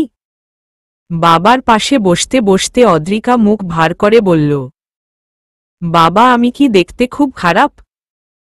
পত্রিকা থেকে মুখ সরিয়ে অবাক দৃষ্টিতে মেয়ের দিকে তাকালেন। বাবা, বলো না। হঠাৎ এই প্রশ্ন? বাবার পায়ের সামনে বসে পড়ল অদ্রিকা। বাবা, আমি যদি দেখতে খারাপ না হই তাহলে উষ্ণ আমার দিকে তাকিয়ে দেখে না কেন? এমন তো নয় যে আমার প্রতিভাও নেই। আম ভেরি মাচ ট্যালেন্টেড। আমি তো ওর প্রফেশনেরই। তাহলে কোনো দিক দিয়ে আমি কম পড়ে গেলাম? মেয়ের মাথায় হাত বুলাতে বুলাতে দীর্ঘশ্বাস ছেড়ে বাবা বললেন, মারে, আমি জানি তোর মনে খুব কষ্ট, কিন্তু ভালোবাসা তো একটা অনুভূতি। জোর করে কি আর এই অনুভূতি কারো মনে জাগানো যায়? উষ্ণর মনে কি তুই জোর করে তোর জন্য জায়গা বানাতে পারবি? যেমন তোকে অনেকেই পছন্দ করে, তুই তো আর সবাইকে করিস না। তেমন তুই উষ্ণকে পছন্দ করিস, ও করে না। হয়তো ও অন্য কাউকে পছন্দ করে। অদ্রিকা মাথা উঁচু বাবার দিকে তাকাল। বাবার বলা শেষের কথাটুকু হৃদয় টুকরো টুকরো করে দিল অদ্রিকার। দাঁতে দাঁত চেপে বলল, বাবা, তুমি যাই বল, উষ্ণ ছাড়া আমি কাউকে মেনে নিব না আমার জীবনে। অদ্রিকা চোখ মুছতে মুছতে বের হয়ে গেল। আবিদ সাহেব দীর্ঘশ্বাস ফেলে রকিং চেয়ারে হেলান দিয়ে চোখ বুজলেন। মেয়েকে সে আর কি করে বুঝাবেন, জোর করে কিছুই হয় না। কিন্তু উষ্ণকে না পেলে যে মেয়ে তার সুইসাইডও করতে পারে। তিনি ভাবলেন দিহান আহমেদের সাথে কথা বলবেন। যদি তিনি ছেলেকে বুঝাতে সক্ষম হন। এছাড়া আপাতত তার কোনো উপায় তিনি দেখছেন না। বিকেলের দিকে ছোঁয়া বারান্দায় বসেছিল। উষ্ণ ছোঁয়ার দিকে একটা কফি মগ এগিয়ে দিল। ছোঁয়া উষ্ণর দিকে তাকাল। নেও ধরো। আপনি বানাতে গেলেন যে? আমাকে বললেই তো হতো। সবসময় তো তুমিই বানাও। আজ আমি বানালাম। আজ আমার বানানো কফি খেয়ে দেখো। কফিতে চুমুক দিতে দিতে উষ্ণ বলল, 7টার দিকে রেডি থেকো। কেন? কেন আবার? আমি বলেছি তাই। সেটা ঠিক আছে, কিন্তু কিসের জন্য? এক জায়গায় যাব তাই। কোথায়? তুমি প্রশ্ন অনেক করো। আপনি উত্তর যে দেন না, তাই তো এত প্রশ্ন করা লাগে। সরাসরি বললেই তো হয় কোথায় নিয়ে যাবেন। তোমাকে রেডি থাকতে বলেছি। রেডি থেকো। এরপর আর আগে কোনো কথা নেই। কথাটা বলে উষ্ণ চলে এলো। ঠিক কোথায় নিয়ে যাবে উষ্ণ কিছুই বলল না। ছোঁয়ার চিন্তা হচ্ছে উনি যে বড় সিঙ্গার, যদি কোনো অনুষ্ঠানে নিয়ে যায়। কিন্তু ওর তো ভালো কোনো ড্রেসই নেই। তাহলে দূর, এত কিছু আমি ভেবে কি করব? এগুলো তো তার ভাবা উচিত ছিল। সে তো জানেই আমার অবস্থা। যা হবে দেখা যাবে। মেরুন রঙের একটা সালোয়ার কামিজ পরল ছোঁয়া। চুলগুলো খোপা করে রাখল। চোখে শুধু কাজল। আর কিছুই করল না। আয়নার সামনে দাঁড়িয়ে ওড়না ঠিক করছিল। ঠিক সেই সময় আয়নায় দেখল উষ্ণ পিছনে দাঁড়িয়ে। ছোঁয়া ঘুরে দাঁড়াল। সরি, আমি লিফটের সামনে অপেক্ষা করছি, তুমি এসো। আমার হয়ে গেছে। সমস্যা নেই। ছোঁয়া বের হয়ে গেলে উষ্ণ দরজা লক করে দিল। তারপর লিফটের ভেতরে গেল। লিফটের ভেতরে দুজন মেয়ে ছিল। উষ্ণকে দেখে দুজনেরই যেন হার্টবিট পর পর দুবার মিস হয়ে গেল। উষ্ণ সামনের দিকে একটু এগিয়ে দাঁড়াল। আর ছোঁয়া একটু পেছনের দিকে। মেয়ে দুটো কি ফিসফিস করছে ও ভালোই শুনতে পারছে। একজন আরেকজনকে বলছে, এই রিমু চল না, একটা অটোগ্রাফ চাই, চল না। এই সুযোগ আর পাব না। এই সুযোগ হাতছাড়া কর। যাবে না। এখন চাইলে মানা করবে না, শিওর? তুই অটোগ্রাফের চিন্তা করছিস, আমি ভাবছি সেলফির কথা। ফেবুতে দিল তো লাইকের ঝড় বয়ে যাবে। উফ, ভাবা যায়। অন্য মেয়েগুলো জলে পুড়ে যাবে। একবার ভেবেছিস? ছোঁয়া মনে মনে হাসছিল। এর নাকি এত ভক্ত আছে, ভাবা যায়। আচ্ছা, এই মেয়েটা কে বলতো? গার্লফ্রেন্ড? দেখে তো মনে হচ্ছে না। কোথায় উষ্ণ স্যার হিরোর মতো, আর কোথায় এই মেয়ে? কোনো ক্লাস বা স্ট্যান্ডার্ড আছে বলে তো মনে হচ্ছে না। কথাটা শুনে যতটা দুঃখ পেল ছোঁয়া, তার থেকে বেশি রাগ হল। ও একবার মেয়ে দুটোর পা থেকে মাথা পর্যন্ত দেখল। ক্লাস আর স্ট্যান্ডার্ড বলতে যদি ওদের মতো শরীর দেখানো হয়, তাহলে ও ক্লাসহীনই ভালো। গ্রাউন্ড ফ্লোরে এসে দরজা খুলে গেল।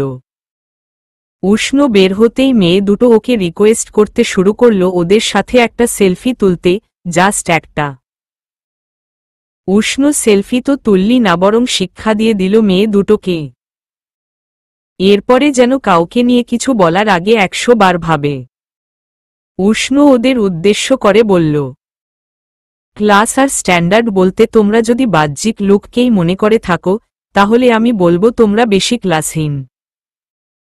আর তোমাদের সাথে সেলফি তুললে আমার নিজের ক্লাসই ডাউন হয়ে যাবে। এই সব টেস্টলেস জামা কাপড় পরে ভারী ভারী মেকআপ মুখে মেরে নিজেদের স্টাইলিশ ভাবার কোনো যুক্তি আমি দেখি না। আগে নিজের মন আর চিন্তা ভাবনা ভালো করো। নিজের মনকে সুন্দর করো। যার মন সুন্দর তারাই প্রকৃত সুন্দর।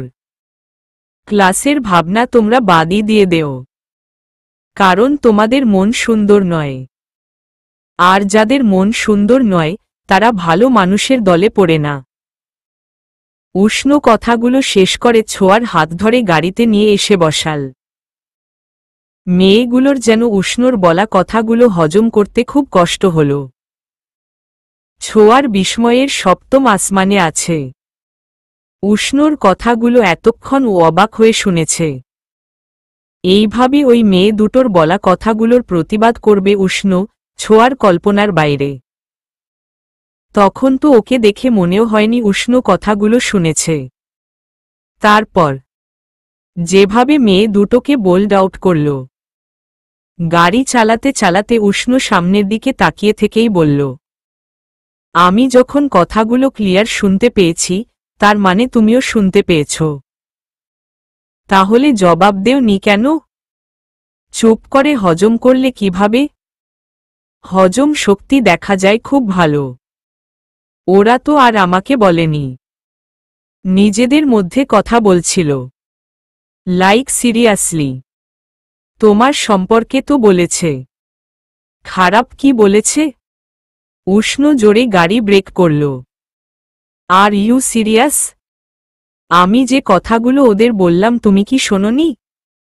নাকি আমার কথাগুলো ক্লিয়ার ছিল না? শুনেছি। আর ক্লিয়ারও। তাহলে তারপরও এই কথা? আপনি ওদের এগুলো বলতে গেলেন কেন? কারণ ভুল জিনিস গোড়াতেই সংশোধন করে দেওয়া ভালো। এখন ওরা বুঝতে পারবে আসলে ক্লাস জিনিসটা কি। আর অন্যকে কিছু বলার আগে আমার বলা কথাগুলো 100 বার ভাববে। ছোঁয়া আর কিছু বলল না। সামনের দিকে তাকিয়ে থাকল। উষ্ণ আস্তে আস্তে বলল, যার জন্য করি চুরি সেই বলে চোর। আপনি কিছু বললেন না? কোথায় যাচ্ছি আমরা? গেলেই দেখবে। জানালার উপর হাত রেখে তাতে মুখ ঠেকিয়ে চুপ করে বাইরের দিকে তাকিয়ে আছে ছোঁয়া।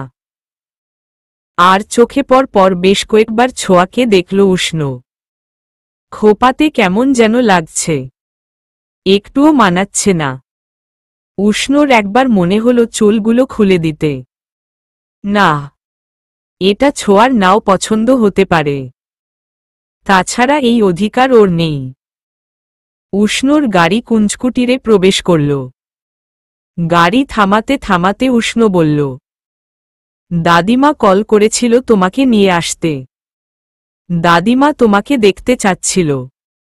ছোঁয়া খুব খুশি হল। অনেক খারাপের ভিড়ে একটা জিনিস ভালো হয়েছে ওর সাথে। একজনকে তো অন্তত পেয়েছে যাকে ওর আপন মনে হয় খুব। ছোঁয়া গাড়ি থেকে নেমে সরাসরি দাদিমার রুমে গেল।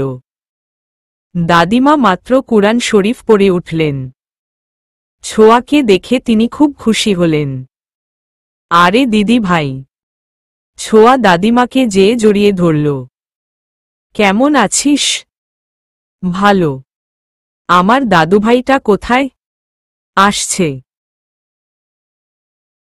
ওর না হয় সময় হয় না, কিন্তু তুই তো আসতে পারিস মাঝে মাঝে। ছোঁয়া একটু ব্যঙ্গ করে বলল, তোমার নাতির ঘর সামলে আর কি সময় পাওয়া যায়? দাদিমা চুপ করে ছোঁয়ার মাথায় হাত বুলিয়ে দিচ্ছিল। ছোঁয়াকে যে তার খুব পছন্দ। সব আদর কি ওর জন্যই না আমার ভাগেও কিছু আছে ফুলবানু? উষ্ণ দাদিমার পায়ের কাছে এসে বসল। দাদিমা উষ্ণর কান ধরে একটু টান দিয়ে বলল, তোর ভাগেও আছে, কিন্তু মার আর কান মলা। সবাই হেসে দিল। বেশ কিছুক্ষণ সময় হাসি মজা করে কেটে গেল। হঠাৎ করে পিছন থেকে কারো গলার আওয়াজ শুনতে পেল ওরা। উষ্ণ পেছনে দিকে তাকাল। দিহান আহমেদ পেছনে দাঁড়িয়ে আছে। উষ্ণ উঠে দাঁড়াল। কিছুক্ষণ বাবার দিকে তাকিয়ে থেকে দাদিমাকে বলল, দাদিমা আমাদের এখন যেতে হবে। ছোঁয়া চল। এখনই তো এলি। এখনই যাবে মানে কি? আমার একটু কাজ আছে। দিহান আহমেদ বললেন, যখন এসেছেই মাওকে ডিনার করে যেতে বলো। দাদি আমার কাজ আছে, আমি আর থাকতে পারছি না। দিহান আহমেদ রুমের ভেতরে এলেন। চশমা ঠিকমতো পরে ছোঁয়ার দিকে তাকিয়ে জিজ্ঞেস করল, তুমি কে? দিহান আহমেদকে দেখেই কেমন ভয় নেতিয়ে পড়ল ছোঁয়া। ভয় মুখ দিয়ে যেন কথাই বের হচ্ছে না। পেছনে থেকে উষ্ণ বলল, ও আমার সেক্রেটারি। এইখানে কি করছে? আশ্চর্য, আমার সাথে এসেছে। আর ছোঁয়া তুমি দাঁড়িয়ে আছো যে, চল। উষ্ণর চোখে মুখে বিরক্তির ভাব দেখা যাচ্ছে। কথাটা বলেই উষ্ণ বেরিয়ে গেল। দিহান আহমেদ ও নিজের রুমের দিকে পা বাড়ালেন। সিচুয়েশন এখন চুন ঘোলা। উষ্ণ গাড়িতে বসে হর্ন বাজাতে শুরু করল। ছোঁয়া গাড়িতে উঠল। এটা কি হলো? কোথায় কি হলো? আসতে না আসতেই আপনার কাজ পড়ে গেল। উষ্ণ চুপ করে আছে। আপনি কি সত্য বলছেন না মিথ্যা? আপনার সাথে আপনার বাবার কি কোনো প্রবলেম আছে? উষ্ণ এবার রূঢ় দৃষ্টিতে তাকালো ছোঁয়ার দিকে। ছোঁয়া দৃষ্টি সরিয়ে অন্যদিকে তাকাল। ছোঁয়া ঠিক বুঝতে পারছে ডালমে কুচ কালা হে। সেটা উষ্ণ না বললেও ও ঠিক বের করতে পারবে। তারপর হঠাৎ ছোঁয়ার মনে হলো এটা নিয়ে ও এত চিন্তা করছে কেন? এটা তো উষ্ণর পার্সোনাল ব্যাপার। এটা নিয়ে মাথা না ঘামানোই ভালো। হঠাৎ উষ্ণ খুব জোরে গাড়ি থামাল। ছোঁয়ার তো ভয় অবস্থা খারাপ। আপনার আর আপনার বাবার কথা বলেছি দেখে কি আপনি আমাকে মার্ডার করতে চাচ্ছেন? কি? আমার তো তাই মনে হচ্ছে। What rubbish! যদি তাই না হয় এত জোরে গাড়ি থামালেন কেন? সামনে দেখো একজন রোড ক্রস করছে। এখন যদি আমি এই হার্ড ব্রেকটা না করতাম সে উপরে চলে যেত। বুঝি না এরা এইভাবে না দেখে শুনে রোড কেন ক্রস করে আর তোমার মাথায় এই সব আজগুবি কথা কিভাবে আসে?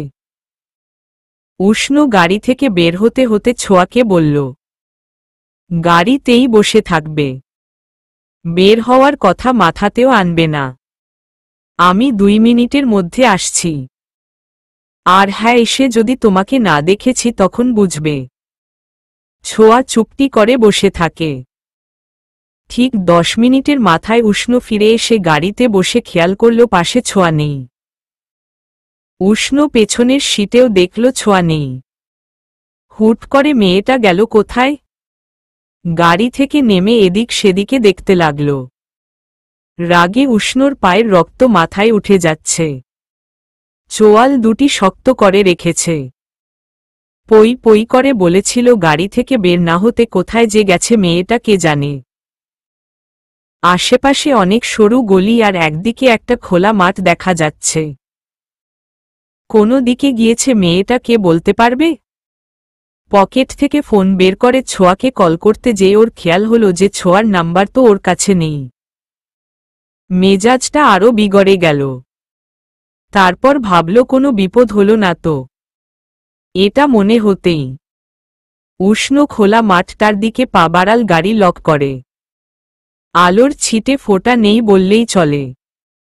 মোবাইলে আলো জ্বালিয়ে চারদিকে দেখতে লাগল। কয়েকবার নাম ধরে ডাকল।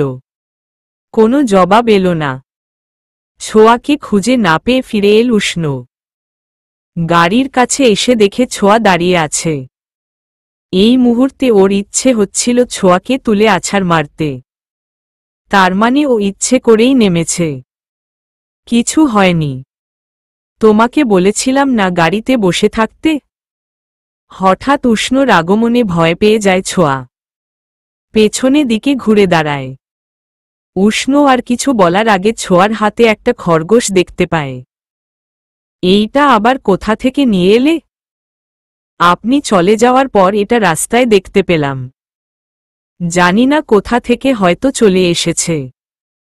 এটা ধরতে যেই এটার পিছু পিছু চলে গিয়েছিলাম। তোমাকে তো আমি গাড়ি থেকে নামতে মানা করেছিলাম। আমি গাড়ি থেকে না নামলে এটা গাড়ি চাপা পড়ত। এটা আমি বসে বসে দেখতাম।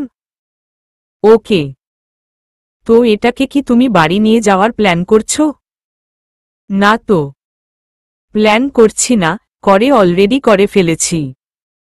এটা আমার সাথেই থাকবে এখন থেকে। কিউট না? ঠিক আছে, এখন গাড়িতে ওঠ। ছোঁয়া গাড়িতে উঠে বসল। আচ্ছা, তোমার নাম্বারটা দেও তো। আমার মোবাইল নেই। কি? হু, আই লস্ট ইট।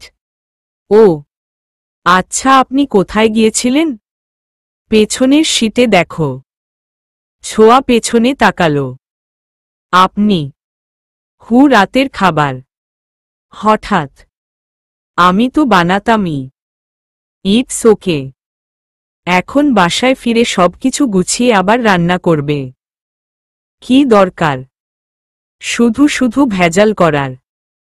এখন বাসায় ফিরে রান্না করতে করতে খাওয়ার টাইম পার হয়ে যাবে। এইভাবে কখনো কেউ ছোঁয়ার জন্য ভাবেনি। উষ্ণর এই কেয়ার আস্তে আস্তে ছোঁয়াকে বাধ্য করছে উষ্ণকে বিশ্বাস করতে।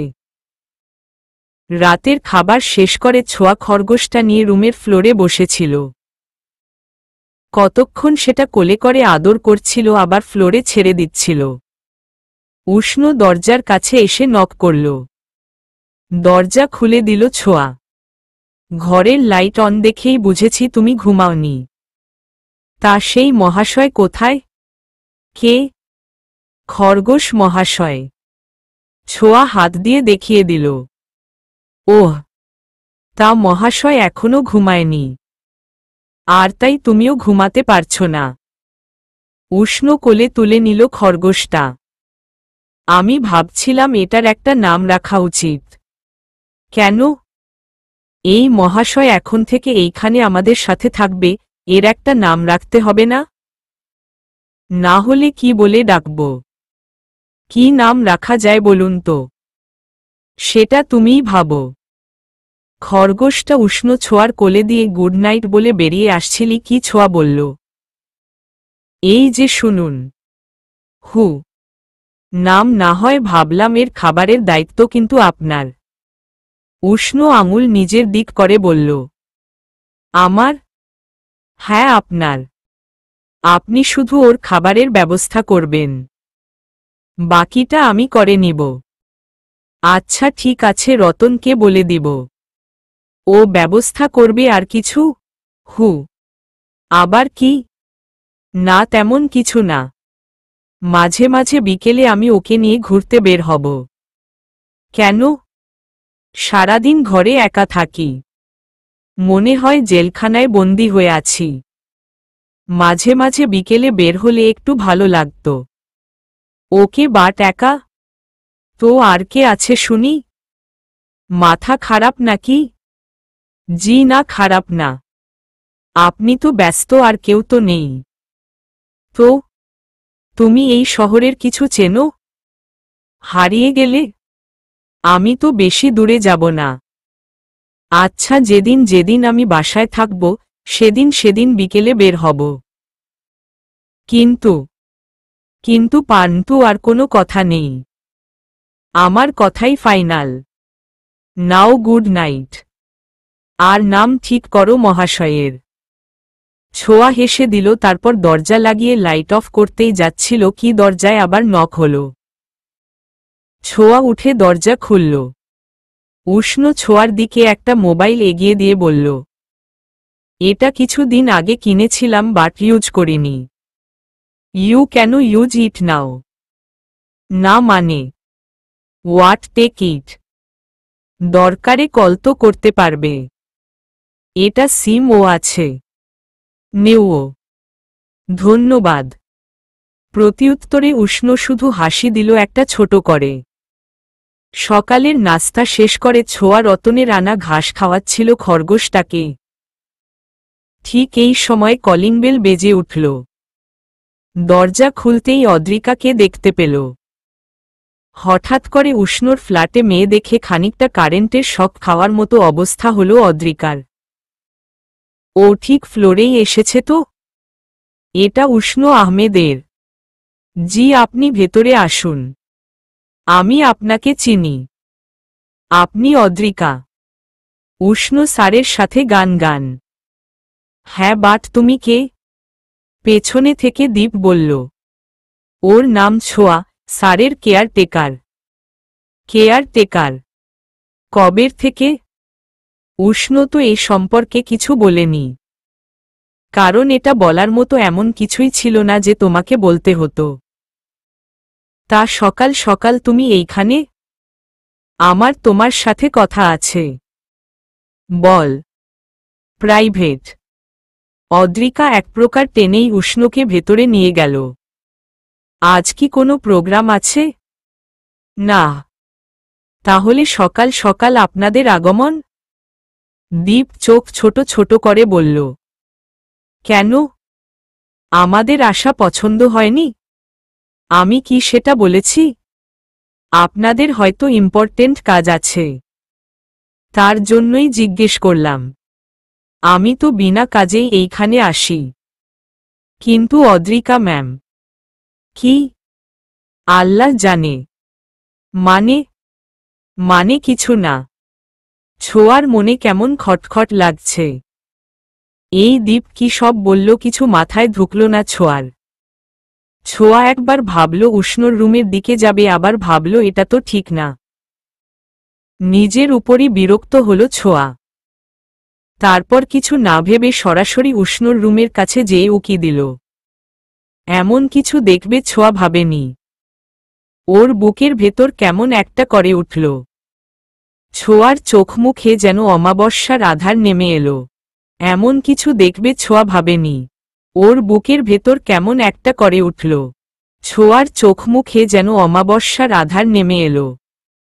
মুহূর্তেই কেমন নিস্তেজ হয়ে গেল। দেয়ালের সাথে পিঠ ঠেকিয়ে নিশ্চুপ দাঁড়িয়ে থাকল ছোঁয়া। আরে তুমি এইখানে দাঁড়িয়ে আর আমি তোমাকে খুঁজছি। কফি বানাবো, কিন্তু তুমি কফি কোথায় রেখেছ আমি খুঁজেই পাচ্ছি না। একটু দেখিয়ে দেবে? দীপের হঠাৎ এমন আগমনে ছোঁয়া কেঁপে উঠল, কিন্তু কিছুর উত্তর দিল না। নিঃশব্দে সেখান থেকে চলে গেল। যা বাবা, ব্যাপারটা কি হলো? নিজে নিজেই বলল দীপ। দীপের চোখ হঠাৎ যখন উষ্ণর রুমের দিকে গেল তখন ওর চোখ দুটো বিস্ময়ে বড় বড় হয়ে গেল। অদ্রিকা উষ্ণর হাত দুটো ধরে নিজের গালের সাথে লাগিয়ে রেখেছে। ও নিজে নিজেই বলতে লাগল, অদ্রিকা ম্যামের ধৈর্য আছে বলতে হবে। এত অপমান করার পরেও এই মেয়ের শিক্ষা হয় না। যাক, আমার আবার কি। উষ্ণ প্রায় এক ঝটকায় হাত সরিয়ে নিল। Adrika, this is too much. আমার সহ্যের আর ধৈর্যের একটা সীমা আছে। Please stop this nonsense. উষ্ণ রুম থেকে বের হয়েই দীপের মুখোমুখি হল। অদ্রিকা আস্তে আস্তে বলল, ধৈর্যের বাঁধ আমারও ভেঙে গেছে উষ্ণ। দীপ উষ্ণকে দেখেই তড়িঘড়ি করে সরে গেল সেখান থেকে। উষ্ণর এই মুহূর্তে ঘরে থাকতে ইচ্ছে করছে না। উষ্ণ বেরিয়ে গেল। অদ্রিকা আর দাঁড়িয়ে থেকে কি করবে? হতাশ হয়ে রুম থেকে বের হল। দীপ বলল, ম্যাম, আপনি তো জানেন স্যার এক কথার মানুষ। উনি এত অপমান করার পরেও আপনি শুধু শুধু। অদ্রিকা অগ্নি দৃষ্টিতে তাকালো দীপের দিকে, কিন্তু কিছু বলল না। দীপ চুপ হয়ে গেল, আর কিছু বলল না। উষ্ণ ছাদে গেল। ছাদে যে খেয়াল করল রেলিং এর উপর হাত রেখে ঝুঁকে নিচের দিকে তাকিয়ে আছে ছোঁয়া। এই মুহূর্তে আশা করেনি ছোঁয়াকে ছাদে দেখবে। ছোঁয়ার পাশে রেলিং ঘেঁষে দাঁড়ালো উষ্ণ। হঠাৎ এইখানে? উষ্ণর দিকে একবার তাকিয়ে চোখ আবার সামনের দিকে স্থির করল ছোঁয়া। আসতে পারি না? তা পারো, কিন্তু এই সময়? আপনিও তো এসেছেন এই সময়, তাও আবার গার্লফ্রেন্ড ছাড়া। তাকে নিয়ে আসলেন না যে? উষ্ণ ভ্রু কুঁচকে ছোঁয়ার দিকে তাকাল। তাতে কোনো ভ্রুক্ষেপ নেই ছোঁয়ার। ও তো উষ্ণর দিকে আর তাকিয়ে নেই। গার্লফ্রেন্ড?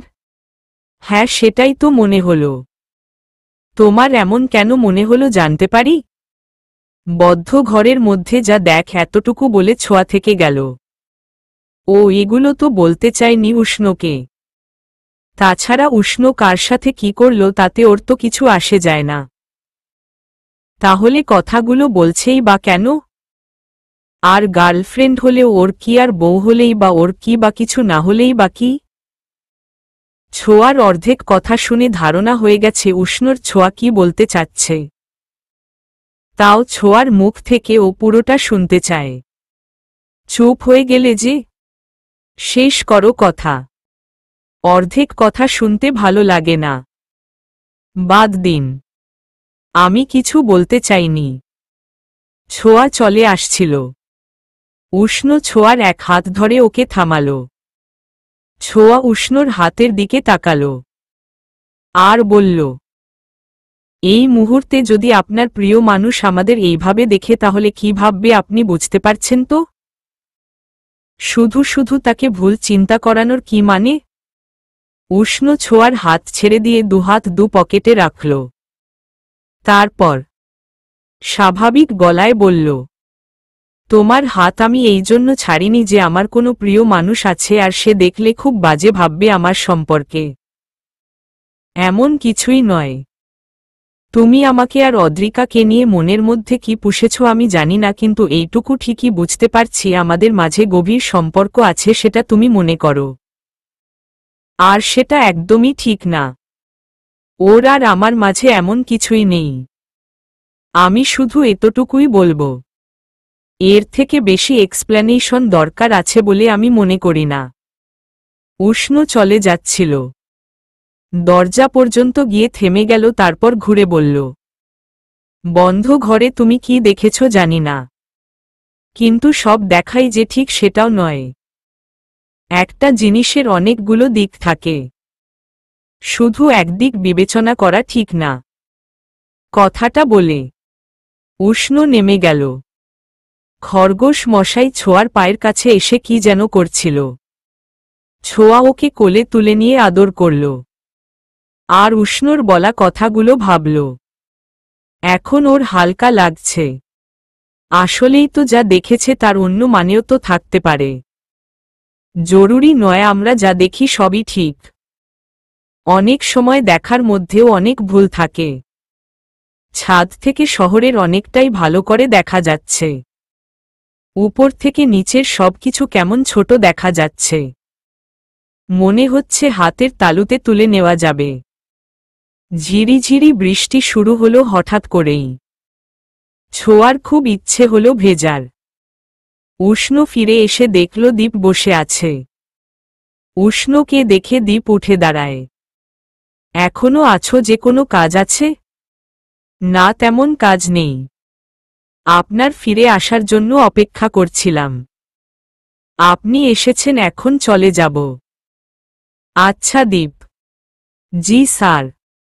ছোঁয়া কি আমার রুমের সামনে এসেছিল? কখন স্যার? অদ্রিকা যখন ছিল। জি দেখেছিলাম একবার। কেন স্যার? না এমনি। তুমি যাও। আচ্ছা, আমার প্রোগ্রাম আবার কবে? 2 দিন পর। ওকে। দীপ চলে গেল। বেশ কিছুক্ষণ ধরে কলিং বেল বেজে যাচ্ছে। উষ্ণ এসে দরজা খুলে দেখল ছোঁয়া ভিজে আছে। তুমি এই সময় বৃষ্টিতে ভিজেছ? আর ওকেও ভিজিয়েছ? আপনি আগে সরুন আর ওকে নিন, ভালো করে মুছিয়ে দিন। ছোঁয়া কাঁপতে কাঁপতে ভেতরে চলে গেল। জামা চেঞ্জ করে বের হয়ে দেখল উষ্ণ বসার ঘরে বসে হেডফোন কানে লাগিয়ে গান শুনছে। ছোঁয়া সামনে যেতেই উষ্ণ কান থেকে হেডফোন খুলে বলল, কিছু বলবে? টুকটুক কোথায়? টুকটুকটা আবার কে? আমার খরগোশটা। তুমি ওর নাম বুঝি টুকটুক রেখেছ? হ্যাঁ, কিন্তু আমি তো আরেকটা নাম ভেবেছিলাম। কি? তুলতুল। সমস্যা নেই, আপনি আপনার রাখা নামে ডাকবেন, আমি আমার রাখা নামে। কিন্তু কথা হচ্ছে ও কোথায়? কোথায় রেখেছেন? এইখানেই তো ছিল। এখানেই আছে কোথাও, কিন্তু আমি তো পাচ্ছি না। আচ্ছা, আমি খুঁজে দেখি। উষ্ণ ও খুঁজে পেল না টুকটুককে। কি হলো, পেলেন না? দেখতে পাচ্ছি না তো। কি? 2 মিনিটের মধ্যে হারিয়ে গেল? আমার টুকটুকের যদি কিছু হয় না? কিচ্ছু হবে না, তুমি রান্নাঘর দেখে আসো, আবার আমি অন্য ঘরগুলো খুঁজে দেখি। আচ্ছা, ও বারান্দায় নেই তো? কিংবা বারান্দা থেকে পড়ে যায়নি তো? কি আজেবাজে কথা! উফ অফ! আমার টুকটুকের যদি কিছু হয় তাহলে? তাহলে রিল্যাক্স, কিচ্ছু হবে না। ছোঁয়া ডাকতে লাগলো টুকটুক বলে। বারান্দা, রান্নাঘর, শোবার ঘর, সব জায়গায় দুজন মিলে তন্ন করে খুঁজতে লাগলো, কিন্তু পেল না। ছোঁয়ার কাঁদতে কাঁদতে বেহাল দশা। ফ্লোরে বসে বাচ্চাদের মতো কাঁদতে লাগলো ছোঁয়া। উষ্ণ বিছার নিচে দেখল লাইট মেরে, সেখানেও নেই। ফ্লোরে বসেই ছোঁয়াকে বলল, উফ, আবার কাঁদছ কেন? পেয়ে যাব তো। আপনাকে দেওয়াই ভুল হয়েছে আমার, একটা জিনিস আপনি সামলে রাখতে পারলেন না। আম সরি ওকে। উষ্ণ ছোঁয়ার দিকে এগিয়ে গিয়ে বসল। আর ভুল হবে না, আমি এবার থেকে ওকে চোখে চোখে রাখব। পেলে তো? কোথায় হারিয়ে গেল? আচ্ছা, যদি না পাই আমি তোমাকে 2টো খরগোশ কিনে দিব ওকে। লাগবে না, আমার টুকটুককেই চাই চাই চাই চাই। উষ্ণর মাথায় হাত। হঠাৎ উষ্ণ খেয়াল করল, চলবে।